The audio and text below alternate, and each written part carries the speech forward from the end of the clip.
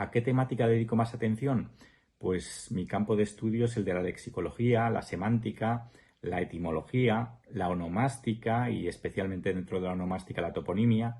Seguramente sea la toponimia mi campo de investigación preferente, al que dedico más tiempo.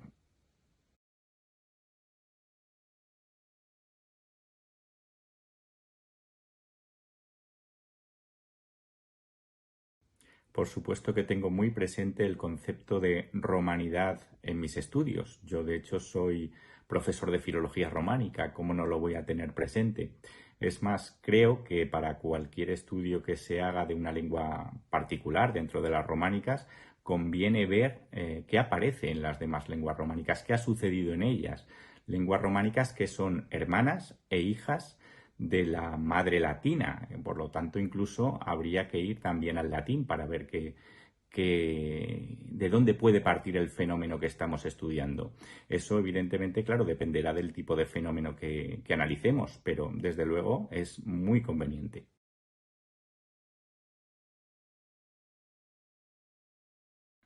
Por lo que respecta a la metodología, creo que de alguna manera lo he comentado ya. Conviene ver qué aparece, qué ha sucedido en las demás lenguas románicas y no solo en las formas estándares, sino en cualquiera de sus variedades, en cualquiera de sus manifestaciones, porque todas ellas son útiles cuando tratamos de analizar un fenómeno lingüístico. Una vez que obtengamos las formas de esas otras variedades, podemos compararlas, contrastarlas con la que nosotros estemos analizando y seguro que de ahí obtenemos unas mejores conclusiones.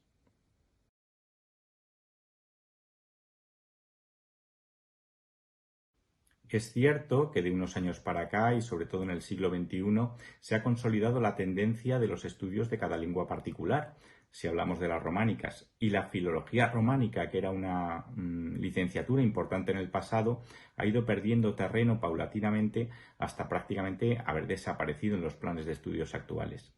Siendo eso cierto, y precisamente por lo que comentaba yo antes, no estaría de más recuperar una materia que tuviera una visión de conjunto, una visión común de las distintas lenguas románicas e incorporarla a los planes de estudios de las lenguas actuales o de los grados actuales en cada lengua. Sería realmente muy conveniente. De hecho, bueno, yo puedo decir que doy clase en el grado en estudios hispánicos y doy dos asignaturas. Una de ellas es las lenguas de España, que de alguna manera tiene esa visión de conjunto, al menos de las lenguas que se hablan en España, de las románicas, y no solamente de las románicas, sino también del vasco, naturalmente, que aporta muchísimo interés y que tiene mucho valor por ello. Y luego también imparte una asignatura que es Lenguas de Europa, donde ya no solamente se incluyen las románicas, pero por supuesto también. Y se tiene muy en cuenta ese aspecto comparativo del que mencionaba, del que hablábamos antes, ¿no? Entonces, sería muy interesante que hubiera, al menos en los distintos grados, asignaturas de este tipo que cubrieran al menos un poco ese hueco que ha dejado la filología románica al desaparecer de los planes de estudios actuales.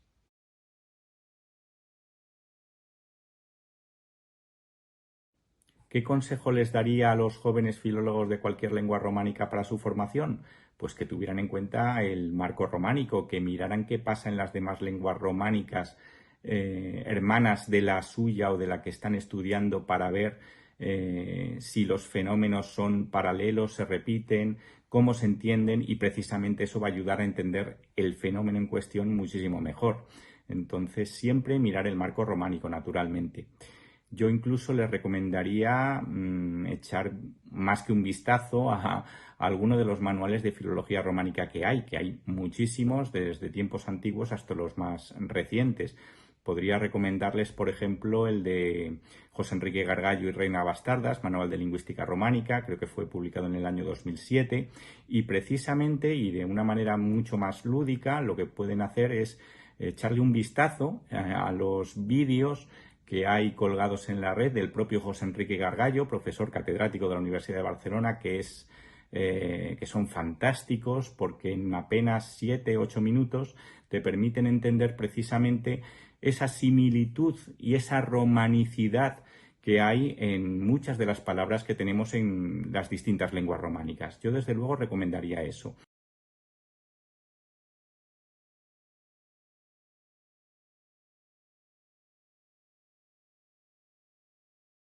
¿Qué futuro le veo a la filología románica?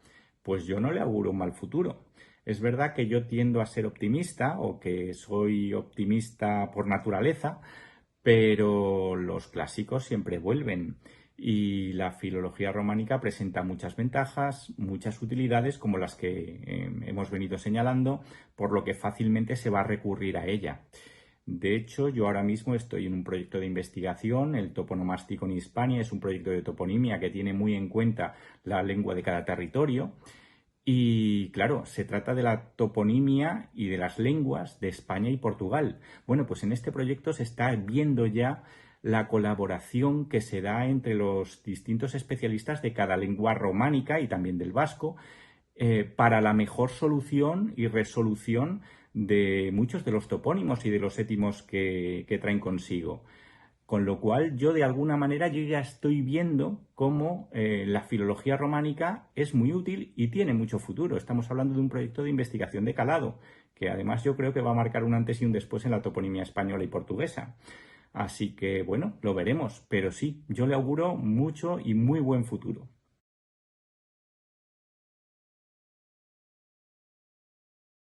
Yo, desde luego, soy partidario de potenciar la intercomprensión entre las lenguas románicas, naturalmente, partiendo además del hecho de que esa intercomprensión en buena medida ya se da, o al menos yo lo veo así.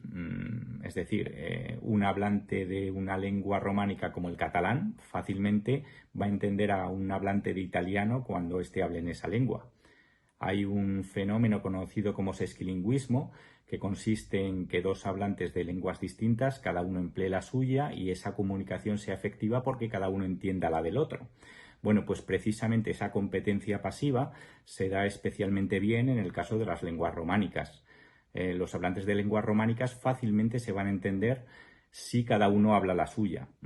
Quizá a lo mejor habría alguna dificultad si hablamos del rumano por ser la más diferente o en el caso de alguna otra, pero sería interesante precisamente tratar de estudiar, de conocer las posibles diferencias entre las lenguas románicas y potenciar al mismo tiempo la base conocida para facilitar esa intercomprensión, esa inteligibilidad mutua.